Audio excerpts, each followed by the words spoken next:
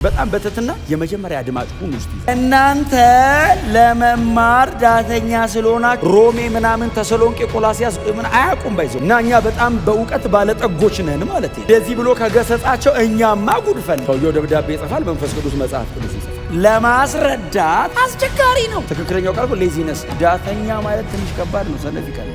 ከላይ ያለችዋን ነገር ብቻ የምጣፍጠዋን ነገር ብቻ እየወሰዳችሁ አስተማሪዎች ልትሆኑ ነበር የሚገባው። ይሄ ነገር እኛን አይመለከተንም። ምን እንሁን ነው የምትለው? ጥላውን ክንፍና ውጣይ ኖ ለመብሰል ምን እናርግ? እናንብብ። ምርተ ክርስቶስን በእንግሊዝኛ ክርስቶሎጂ ከማለት የዘለለ ምርጫ አይደለም እድገት። እኔ ልወቅሳችሁ አይደለም። ወደ እግዚአብሔር ቃል እንመለስ፣ ወደ መጽሐፉ እንመለስ። ኢየሱስ ፎከስ ያደረገበት ጋር ፎከስ አድርጉ።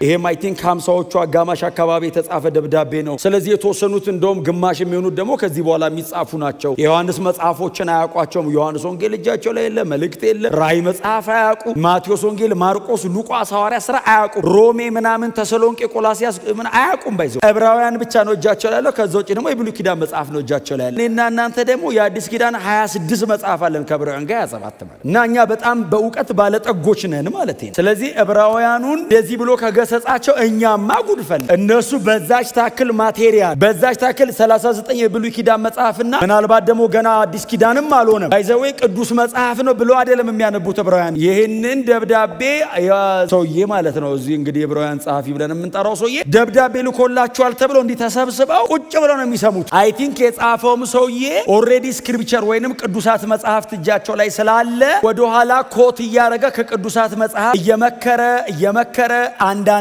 አሁን ዛሬ እንደምናየው እየገሰጸ ቀጥሎም ደግሞ እያጽናና በጣም ተስፋ እየሰጠ የእምነት አባቶችን ምሳሌ እያደረገ ሰዎቹን ወደ ክርስቶስ ኢየሱስ እየጎተተ ነው። እና ጸሐፊው ራሱ ምናልባት ቅዱስ መጽሐፍ ነው ብሎ አይደለም የጻፈው። የዕብራውያን ቅዱሳን ከክርስትና ወደ ይሁዲነት እየተሳቡ ስለሆነ ኢየሱስን ከዓይናቸው ትንሽ ገለል እያደረገ ወደ ሕግ እየመለሳቸው ያለ ነገር ስላለ ዓይናቸውን ወደ ኢየሱስ ለመመለስ ትግል ላይ ነው ያለው። ስለዚህ መንፈስ ቅዱስ ሰውየው ሲጽፍ መንፈስ ቅዱስ ምን አረገው? ትንፋስ መለኮት ያለበት ስተት አልባ መጽሐፍ አረገ። ሰውየው ደብዳቤ ይጽፋል፣ መንፈስ ቅዱስ መጽሐፍ ቅዱስ ይጽፋል። ሰውየው ለዕብራውያን መልእክት ይጽፋል፣ መንፈስ ቅዱስ ስክሪፕቸር የአዲስ ኪዳን መጽሐፍ ያጽፈዋል። ስለዚህ በእግዚአብሔር ሉዓላዊ ስልጣን ስር ሆኖ እግዚአብሔር ኢንስፓየር አድርጎት እስትንፋሰ መለኮቱን እፍ ይልበታል ሰውየው ሲጽፍ። ቅዱሳት መጽሐፍት እየጻፉ እንደሆነ አላወቁ፣ ግን በፍጹም መሰጠትና በትጋት ለእግዚአብሔር መንግስት ግን ወግኖ ነው ነገሩን ያደረጉት። በጣም በትትና የመጀመሪያ አድማጭ ሁኑ እስቲ። አሁን ምዕራፍ 7 ገና አሁን ለእናንተ የሚሆን እስቲ ገና ምዕራፍ 5 ላይ ሁኑ። እናንተ ራሳችሁን ምዕራፍ 5 ላይ በጣም በትትና አቆዩና ስለዚህ ጉዳይ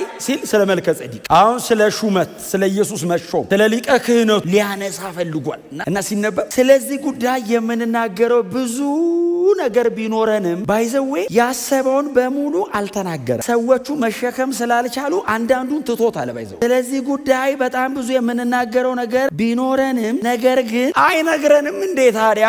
ነገር ግን ብሎ አፈረሰው። እናንተ ለመማር ዳተኛ ስለሆናችሁ ለማስረዳት አስቸጋሪ ነው። አስቸጋሪው መልእክቱ አይደለም። አስቸጋሪው መልእክቱን ለማቅረብ አይደለም። ባይዘዌ ፕሬዘንት የሚያደርገው ጋር አይደለም ችግሩ ነው። አሁን ፕሬዘንት የሚያደርገው እዚህ ደብዳቤ ጸሐፊ አይደለም። አሁን እዚህ ቦታ ላይ አስረጂ ወይንም የነገሩ አቅራቢ ሆኖ የሚመጣው መንፈስ ቅዱስ ነው። እኛ የተጻፈውን ቃል እናነበዋለን። የሚያብራራና ብርሃን የሚሰጠን መንፈስ ቅዱስ። ስለዚህ መንፈስ ቅዱስ ለሰው ለማቅረብ በዚህ ጉዳይ ላይ በጣም የጠለቀውን ነገር ለሰው ለመግለጥ በእግዚአብሔር ልብ ውስጥ ያለውን የጠለቀ ሚስጥር ለሰው ለማካፈል መንፈስ ቅዱስ በጣም ሬዲ ነው። ፕሬዘንተሩ በጣም ሬዲ ነው። ቀጥሎ መልእክቱ ኮምፕሊኬትድ አይደለም። አሁን ነገሩ ውስብስብ አይደለም። ነገሩ ከባድ አይደለም። አቅራቢው በጣም ተዘጋጅቷል። ተቀባዩ ግን ዳተኛ ነው። ትክክለኛው ቃል ሌዚነስ፣ ሰነፎች ናቸው አላቸው። እንደዚህ አይነት ነገር አንደኛ ትጋታችሁን እንድትጠብቁ፣ ቀጥሎ በእንደዚህ አይነት ነገር እንዳትያዙ ይጠብቃቸዋል። ይህንን ሁሉ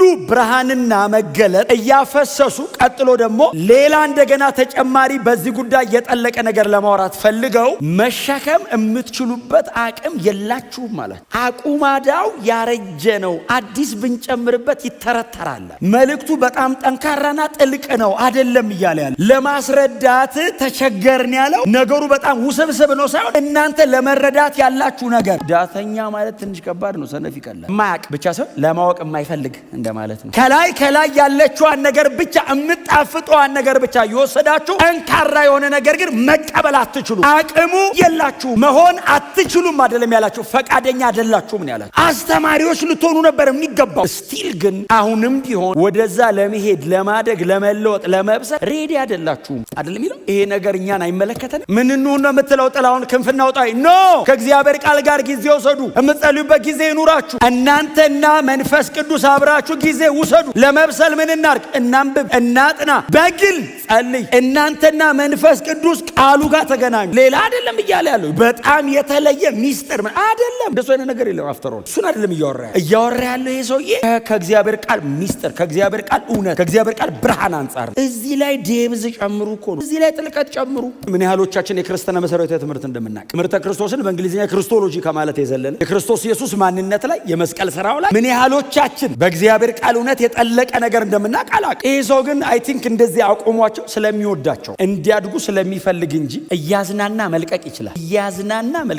አንድ ቀን ግን ይገለዋል፣ ይሞታሉ። የሆነ አይቻልም። እንደዛ ክርስቲያን የጠነከረውን ነገር ኤክስፔሪየንስ ማድረግ መልመድ አለብን። ምርጫ አይደለም፣ እድገት ግዴታ ነው። የኖርንበትን ዘመን ቁጠሩ። ስንት ዓመታችሁ ነው በጌታ? እስቲ ቁሙና ዝም ብላችሁ አስቡት። ወደኋላ ስንት ዓመታችሁ ነው በጌታ? የት ጋር ነኝ? ምንድነው የምናውቀው? የክርስትና የመጀመሪያ ትምህርት ሰርፕራይዝ የሚያደርገው ክርስቲያን የጠለቀ ነገር ለመነጋገርና ለመከፋፈል የሚከብድ ጉባኤ ከበደ እኮ አቃተኛል። እንዲህ ላውራ አትደሰቱ ባላችሁበት። ጳውሎስ የሚሉ ሰው ያለ ፊልጵስዩስ ምዕራፍ 3 ላይ 33 ዓመት እኮ በጌታ ቤት ኖሯል። እሱን ደብዳቤ ሲጽፍ ሶስተኛ ሰማይ ሄዶ መጥቷል። የንጥቀትን ትምህርት አስተምሯል። ትምህርተ ክርስቶስ ልነግራችሁ ከሚችለው በላይ እግዚአብሔር መንፈስ ቅዱስ ቆላስያስን ጽፎታል። ከዛ በፊት ከፍተኛ ትምህርተ ክርስቶስ። ይሄንን ሁሉ የሚያውቅ ሰውዬ ምንም አላስኩም ማለት እውነቴን ነው የምነግራችሁ። እኔ ልወቅሳችሁ አይደለም፣ መደንገጥ አለብን። በደረሳችሁበት ሌቭል ሳትስፋይድ አትሁኑ። ምን እናርግ? እናጥና፣ ጊዜን እንጸልይ፣ ሜዲቴት እናርግ፣ በእግዚአብሔር ቃል ውስጥ እንቆይ፣ ራሳችንን በእግዚአብሔር ቃል ውስጥ እንቅበር። እድገት ብስለት አለው። ብስለት የሚመጣው በምግብ ነው። ምግብ ምንድን? የእግዚአብሔር ቃል ነው። ምግብ ሌላ ምግብ አለ? ጨርስ የለም። ምግብ የእግዚአብሔር ቃል። መንፈስ ተሞልታችኋል። መንፈስ ቅዱስ እናንተ ውስጥ አለ። ታዲያ ምንድነው ማድገው? የእግዚአብሔር ቃል። የጠለቀ ነገር ማዳመጥ መቻል፣ የጠለቀ ነገር ማንበብ መቻል፣ ወደ ጠለቀው ነገር መጠጋት መቻል። የፈለገውን የስተት ትምህርት ይዞ ቢመጣ የምትፈሩ መሆን የለባችሁ። ይወስዷቸው ይሆን መባል የለበትም። እርግጠኛ ነን የምትባሉ መሆን አለባችሁ። ኢየሱስ ያገለገለውን አገልግሎት ሂዱና እዩ። 70% ትምህርት፣ 20% ስብከት፣ 10% ነው ተአምር፣ 90% የእግዚአብሔር ቃል ጋር የተያያዘ ነው አገልግሎቱ። ወደ እግዚአብሔር ቃል እንመለስ፣ ወደ መጽሐፉ እንመለስ። ኢየሱስ ፎከስ ያደረገበት ጋር ፎከስ አድርጉ። ጸሎቴ ልክ የሚሆነው እንደ እግዚአብሔር ቃል ስጸልይ ነው። የኔና የእግዚአብሔር የጋራ ነገራችን መጽሐፉ ነው። ይሄ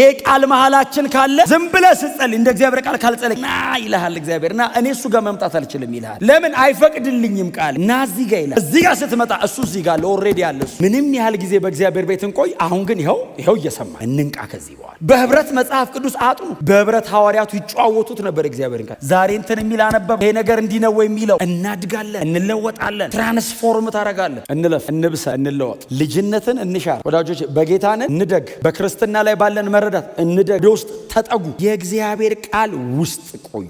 ስፔሻል የእግዚአብሔር ቃል ላይ ብናገረው ለዛ ነው። እግዚአብሔር ቃል ላይ ብታስቀምጧቸው አንዳንዱ ነገር አሳፋሪም ጭምር የምንለማመደው ብቻ ሳይሆን የሚያሳፍር ነው። አንዳንዱ ግን እሱ ጀጅ ማድረግ የሚችል መንፈሳዊ ማቹሪቲ ስለሌለ በጣም ጭንቅ ነው። ከፈጀነው ጊዜ አንጻር ወዳጆች ከዚህ በኋላ ራሳችሁን ወደ አስተማሪነት አሳድጉ። የጌታን ቃል እውነት ወደ ማካፈል አሳድጉ። ራሳችሁን አጠገቡ ያለውን ሰው በእግዚአብሔር ቃል እውነት ቻሌንጅ የሚያደርግ በእግዚአብሔር ቃል እውነት አጠገቡ ያለውን ወንድሙን እህቱን ማርኮ ወደ እግዚአብሔር ቤት የሚያመጣ ማለት ነው። ስለዚህ አሁን የጠነከረና ከዛ ደግሞ አዲስ ብሎ ደግሞ ይለያል። አሁን ወተትና አጥንት ይላል። ወተትና አጥንት ባይዘዌ ሰውየው እያወራ ያለው ወተትና አጥንት ሲል አሁን እያወራ ያለው ከሰዎቹ አንጻር ነው እንጂ ወተት የመጀመሪያ አጥንት የመጨረሻ እያለ አይደለም። እንደሱ አይነት መለያ አይደለም ባይዘው እያረጋ ያለ። ወተትና አጥንት ብሎ የለየው ሰውየው እነሱን የመቀበል አቅም እንጂ እናንተ ጠንካራውን ነገር መቀበል አትችሉም ነው እንጂ አሁን የቃሉ ወተት የሚለው አንደኛ ጴጥሮስ ላይ ያለውን አምጥታችሁ እሱ ለመጀመሪያ ሰዎች የተነገረ ነው ማለት አይደለም ትርጉሙ። ግን እናንተ